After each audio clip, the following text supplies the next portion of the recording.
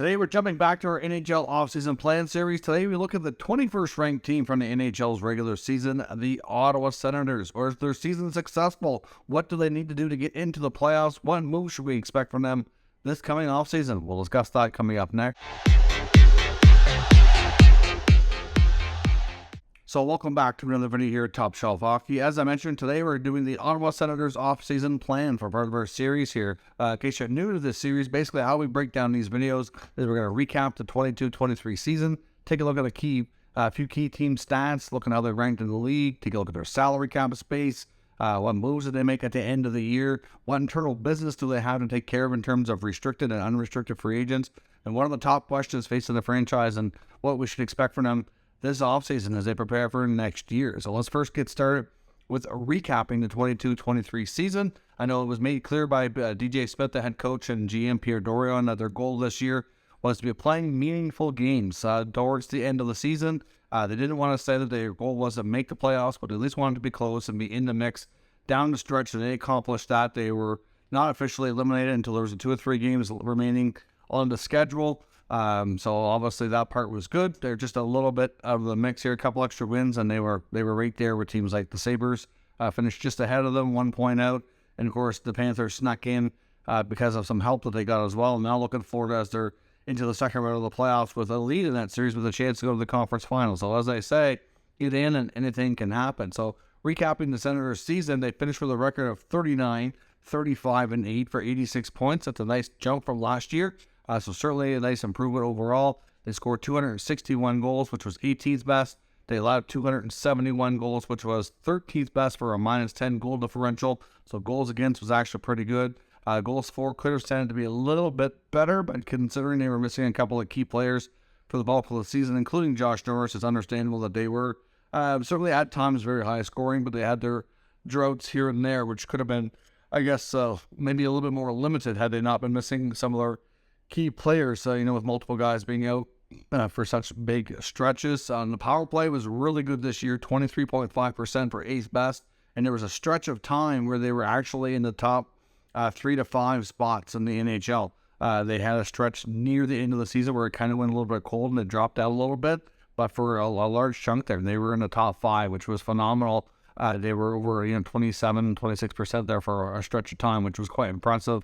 At the beginning of the year, things started slow because they had 2 solid power plays with all the additions they made with DeBrincat and Giroux, etc.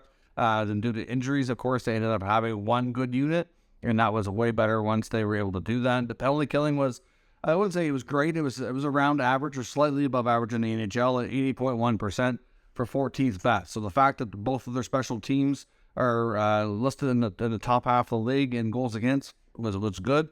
Goals for, like I said, it would have been nice to see it be a little bit better, but it's understandable giving some of the players they were missing. So overall, I think that part was pretty successful considering all things. Like I said, they were ranked 21st overall in the NHL and only missed the playoffs by a few points here, which was very encouraging considering where this team has been over the past 4 seasons. Of course, near the end of the year, they did make some trades, some of which were kind of selling players, and they were still being aggressive as well. Of course, the biggest move being picking up Jakob Chychrun from Arizona, who was rumored to be dealt for over a year, probably about a year and a half, and Ottawa was rumored to be in that mix for a long stretch. They ended up giving up 3 draft picks to make that deal happen. Chychrun, of course, has ties to Ottawa, and was quite happy to be moved there. They also traded Tyler Mott back to the New York Rangers.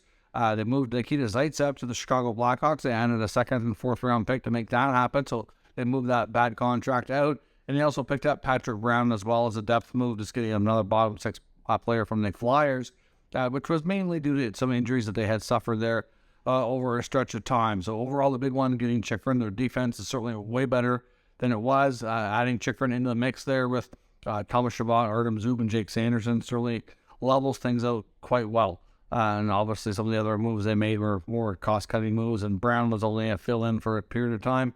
Mott and Zaitsev obviously traded because they weren't being a part of the team's future. From a cap perspective, they have 11 contracts under NHL contract for next year, which isn't a lot, but they have $66.5 million tied up with those contracts. So they had just a little bit over $17 million available. Now, within those $17 million, they do have obviously some decent amount of money that has to be spent on a few of these players. They have a lot of RFAs, which we'll get to. And they just recently also signed a European free agent, 26-year-old Yuri Smechka, actually. Sorry, not out of Europe. So we'll see how he works out. He's projected to be a player who will not necessarily be a full-time NHLer, but somebody who can compete for a bottom six role and just give them a little bit more depth in those areas. Obviously, a little bit more of a mature free agent signing. It's only a 1-year deal, so if it doesn't work out, it's not a huge deal. But now let's jump over and take a look at their internal business, because there's a lot of it that they didn't take a look at this offseason. So on the restricted free agent side, none bigger than Alex DeBrincat. Clearly signing him is a huge part of their offseason plan.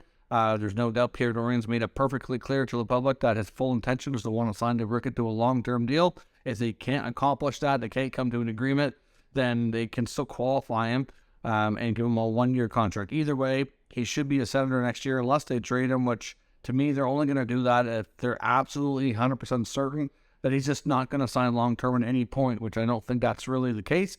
I know the rumors on DeBrincat being hesitant to sign was mostly the fact he wanted to see how things played out with ownership and where that's going to be changing, and that's understandable to me. Anybody that's waiting for a new contract. So to me, that's nothing to be too concerned about just yet. On the RFA side, they also have Dylan Gambrell. Hard to say what his role is with the team in the future. Shane Pinto obviously is a big part of the future. I suspect he'll likely be a bridge deal. They got Julian Gauthier, who they picked up later in the season as well. Also could be a player they signed cheaply to also play the bottom six. Eric Brandstrom had a nice breakout season, so he's certainly going to be a part of the team's future. I know Dorian made it clear he'd like to sign him. I don't see him getting more than a bridge deal, though, because he still only has, in my opinion, really this past season, July season, he really broke through and really played a bigger role. Jacob Bernard-Docker also needs a new contract, along with Igor Sokolov. And then 2 goalies who mostly were minor leaguers, but did fill in a little bit of the NHL, and Dylan Ferguson and Kevin Mandolese. So I would suspect that most of those players, if not all, will get qualifying offers. Ferguson, I don't know. They're going to have to look at their goaltending depth. Obviously, he was signed later into the season, but he did do well. So I can see them maybe keeping him around. Mandolese ended up going down as far as he played anywhere from the East Coast League all the way up to the NHL. He was all over the place this year. Sokolov will battle for an NHL roster spot next year. Bernard-Docker, Brandstrom, part of the future. Pinto as well. And of course, DeBrincat. So Gambrell and Gauthier, a little bit questionable, but hard to say what they do in those ones. On the UFA side, most of these guys won't be back, but Austin Watson's already been told he likely won't be back. He's looking for a multi-year deal. If he can't get it, it's possible they circle back and maybe he stays on a 1-year deal, but Ottawa made it clear that if they were to sign him, it wouldn't be more than 1 year, and he's looking for a multi-year where it's getting later into his career. So most likely he parts ways. Patrick Brown, who they brought in through Philly, as I mentioned, I'm not sure that he's back. He was a decent player, but very easily replaceable. Derek Brassard could be back. Obviously suffered a significant injury at the end of the year. At this point, he will only play for the Senators or end up retiring. We'll see how he rehabs from the injury. He had a surgery some time ago now. Have to see how the healing goes when he can start skating. And he essentially said that he will talk to the team, and if there's an opportunity and he feels like he can handle it, he'll take it. And if not, he may retire, so we'll have to see. Dorian, I think, will likely, I think if Brassard's open to it, I think probably make him come to campus on a PTO. I think that's what we'd, if it wasn't for the injury, they probably just would have signed him on a 1-year cheap deal. But given the fact that the injury is pretty significant, then I think that there's a good chance they want to see how things go first before they sign. So we'll see. But Brassard might be back if the injury is something he can overcome and continue playing. Travis Hamonic and Nick Holden and Cam Talbot also on the UFA list. Holden won't be back and Talbot won't be back. We know for sure. They've already made that perfectly clear. Hamonic may be back. They're open to signing him. My guess is they probably would only want to sign him to probably a 1-year deal, and it's probably going to have to be near league minimum, at most $1 million. And he's going to have to accept the fact that he's going to be a 6'7" guy and may not play every single night. So debatable, I guess. We'll see. The door's open. He may be back, but not necessarily. It depends on how those negotiations go. So let's jump over to the top burning questions facing this franchise as they approach the offseason. And the biggest one by far is ownership. Who is going to own this team? Of course, the big talk around Senators and ownership for the longest time now has been Ryan Reynolds. We just found out yesterday, according to ESPN and Emily Kaplan, they're saying that Reynolds and his group won't be bidding now and that he's out on the Senators. So that's certainly not news that Senators fans are open to hear. I'm not going to say that news. I'm not going to say that it's wrong because I don't have sources to verify that. It just seems that the timing is odd, considering that the bids are not even due for like another 3 or 4 days. I wonder if it could be a tactic. But we know the Remington Group that he's associated with very much into the real estate play, and they wanted an exclusive window to negotiate with the NCC in the city for the land and the new arena, and they couldn't get it. So to me, they were never going to get that. That's not a realistic expectation. This team is weird. They would come all this way, be prepared to do $1 million bid that was rumored, and then all of a sudden back out over that a few days before bids are due. Just seemed weird to me. So, could it be posturing? We'll see. Or could Reynolds join another group? That's possible. The Kimmel groups or the Nico Sparks group or the Michael Landauer group, for that matter, all have lots of things to be very optimistic about as potential new owners of the team. The main thing you need is somebody that has the money and to create the stability. Yes, the celebrity aspect and the promotional stuff can come with a guy like Ryan Reynolds is great. But at this point, if that's not going to happen, the main thing they need is stability, ability to spend, and put a competitive product on the ice, and to hopefully keep them in the new arena. So really, that's all that matters. Who it ends up being is not that big a deal. I think there's things I like about all those different groups, so we'll have to see. Shouldn't take too much longer before we have a better idea who that is going to be, but it's certainly the biggest question of the franchise, which the GM and the players have no control over. But that's the biggest story following this team for sure. Obviously, the new arena downtown is a big part of that as well. Will they get are they lined up to go to LeBretton Flats, or will they end up going to a different piece of land downtown?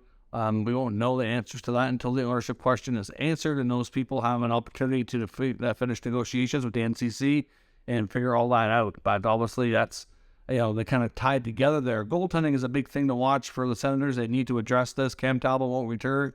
Anton Forsberg, we know, will be back. He still has a contract. Suffered a pretty significant injury near the end of the year. We should make a full recovery. Matt Sogar did fill in pretty well, but you could tell he's probably not totally ready for full-time NHL duty just yet. I don't think that's the way they envision his development going. If they feel like he is ready or will be ready next year, or do they have to bring in another goaltender as like a stopgap or something like that? But the last few goalies they've brought in, like Talbot, Murray, they just haven't really worked out. So they need to be careful here. They need to get this right. If there's an opportunity to swing a trade, to bring in a more experienced goaltender who can really solidify that position, whether it be a guy like a Connor Hellebuyck or a John Gibson, I know it's going to be the only problem is they're going to have to give up assets they don't want to. But at the end of the day, you have to give value to get value. And I don't know if we'll see a big deal involving a more, higher level all-star quality type goaltender. But that is something that's been speculated or rumored, or maybe they go a different route trying to find like a diamond in the rough and go a cheaper route here. I'm not sure, because they are going to be limited on cap space, especially after getting all those guys signed. Obviously, that's a big part of this is getting their most of the RFA signed, like DeBrincat and Pinto and Brandstrom, especially. Those three are by far the biggest three, and they're not going to come super cheap, So at the end of the day here, they need to have so much money left that they can do. So for a goalie to come in that's making a good amount of money, that can really be that all-star level goalie or a high-level quality, something is of substance has to go out, right? So we'll have to see how that goes. But addressing goaltending is definitely a big question mark for sure. As I mentioned, signing DeBrincat, top priority for sure. They need to get that figured out. Could he be traded? Like I said, I don't think that's going to be the case. It's going to be a last resort. I think it's going to be something that Pierre only does if he's confident that it's not going to happen as far as a long-term deal at any point. They've talked to DeBrincat about kind of giving him a better idea how he feels by the draft, so that if they wanted to consider that, they'd have more of an opportunity. If they can't treat him at the draft, or it's not discussed or looked into by then it's probably not really going to have a good chance to happen, and he's back next year, either on a one-year deal or longer if they come to those terms. So we'll have to see. I think guys like Pinto and Brandstrom probably sign bridge deals. I think based on their cap situation and how their development has gone, it makes more sense anyway. So we'll likely see that. If I were them as well, I would make signing Jake Sanderson to an extension a top priority. He had a phenomenal rookie season, obviously, but based on him coming out of college, his age and his contract, how it was all structured, he was able to burn a year. He's already going to be eligible for a contract extension. So I would get ahead of that rather than wait a year. They've done that with some of their other younger players. And obviously they got guys signed, like you just saw Timmy Stützle at the beginning of this season, sign a big extension and play out the rest of his rookie contract. Now that kicks in next year. Good example of that. The number's not going to get any cheaper, that's for sure. So to me, I would look to ink Sanderson to a long-term deal while you can, without the number getting too crazy. So we'll see, but that would be a big priority for me. And they need to address the bottom six. The top six scored very well and produced a lot. The bottom six didn't give them enough offense, and at times weren't good enough defensively either. I think they need to do it. Like, obviously that European signing might be part of that. A guy like Ridley Gregg might be ready for a full-time role, which might be able to help with that. Matthew Joseph, I would maybe consider moving him. He didn't have a good season. Or you have to be awfully confident he's going to be able to bounce back, but he got hurt numerous times. And when he was playing, he didn't play well. So I would certainly consider a move there, if, possibly.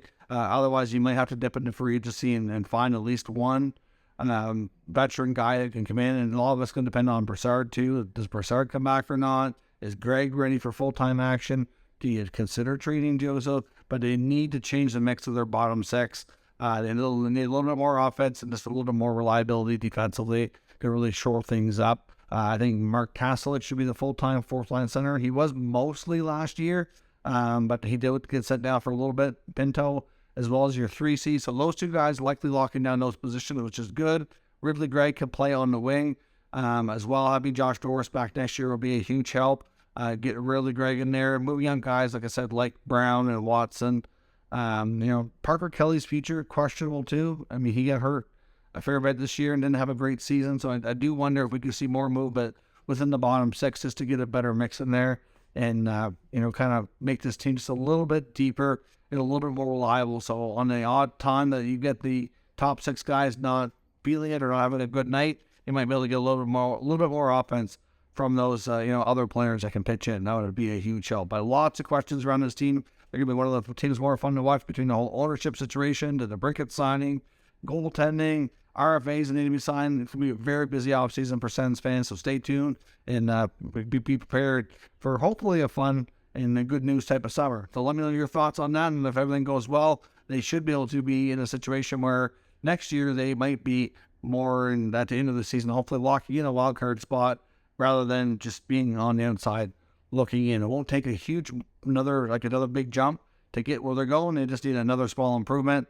and we'll see if they can get there next year. So let me know your thoughts on the Sens and their offseason down in the comments. We'll discuss further. If you're new to the channel, make sure you subscribe and stick around. We'll keep you up to date with the latest news, rumors, and analysis of all 32 NHL teams.